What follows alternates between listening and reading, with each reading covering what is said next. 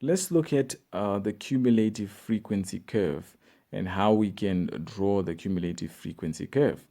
The first thing we need to understand is how to calculate your cumulative frequency. So you've got a table here where you've got your marks 0 to 10, 10 to 20, 20 to 30, 30 to 40, 40 to 50. You've got the numbers of people, which is essentially the frequencies 4, 9, 16, 7, and 4. Now we need to calculate our cumulative frequency. So when you're calculating your cumulative frequency, all you have to do is add up the frequencies. You just take the first frequency down. The first one was 4, right? Then I'll say 4 plus 9, that's going to give me 13. 13 plus, so that's 4 plus 9 gives you 13, right? 13 plus 16 should give you 29. 29 plus 7 should give you 36. 36 plus 4 should give you 40. So this is the simplicity of calculating your cumulative frequency. Now what happens, the largest value of cumulative frequency here, 40, we should call it n. We're going to call it n, and you always call it n in any question. And we're going to see where that works in a moment. But for now, let's draw our cumulative frequency. So I've got my axis here, horizontal axis with my marks, and my vertical axis with the cumulative frequency figures. But what you need to do for your cumulative frequency, you need to use the upper boundaries, 10, 20, 30, 40, 50. So you need to use your upper boundaries. If you look at your class, it's got a lower boundary and upper boundary. So you need to make your markings in line with upper boundaries, right? So you're going to go to 10 and mark a cumulative frequency of 4.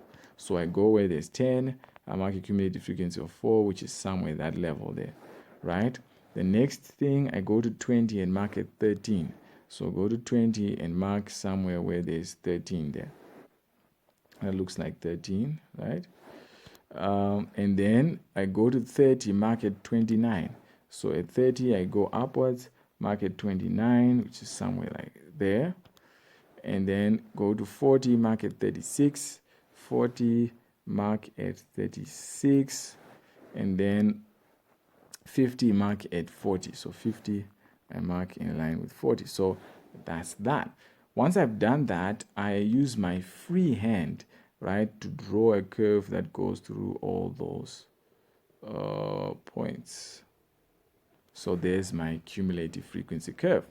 Now you must understand that all cumulative frequency curve must have this S shape, this rising S shape. No cumulative frequency curve must ever proceed downwards. They must continue rising to the last point and have this S-like shape.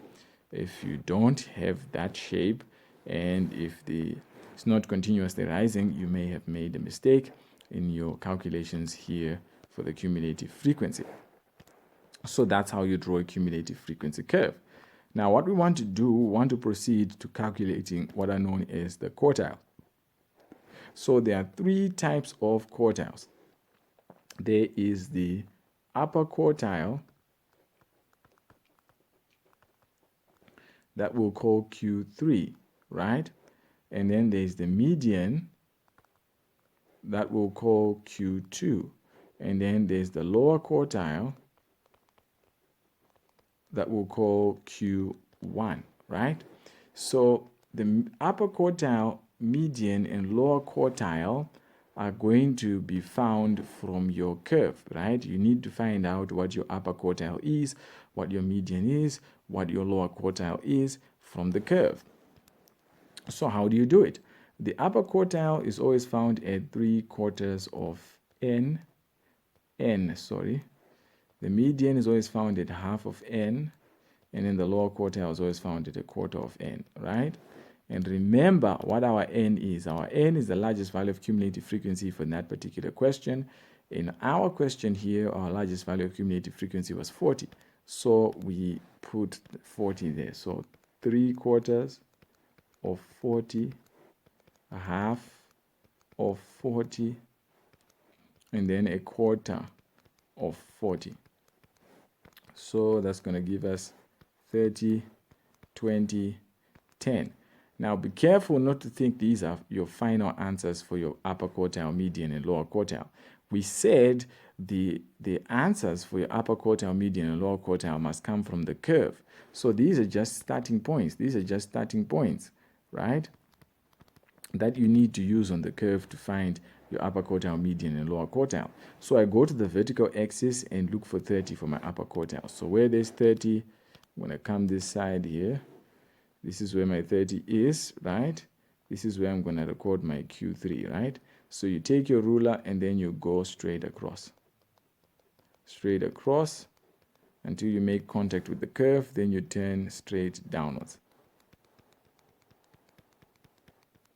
So it appears that you've got something like a 33 there. So 33. So your actual value for your upper quartile Q3 is going to be 33. And then if you look at your Q2, your median, you're going to go to 20. So you go where there's 20, that's where your Q2 is going to be.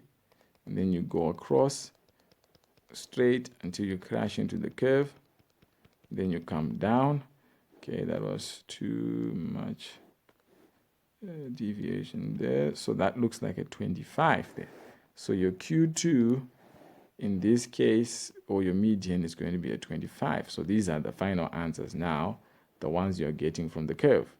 And then your Q1, we're going to start from 10. We're going to go across, make contact with the curve, and then come down. It's going to be like a 17. So this was like 25, and this is like 17. So your Q1 is going to be 17. So that's what happens.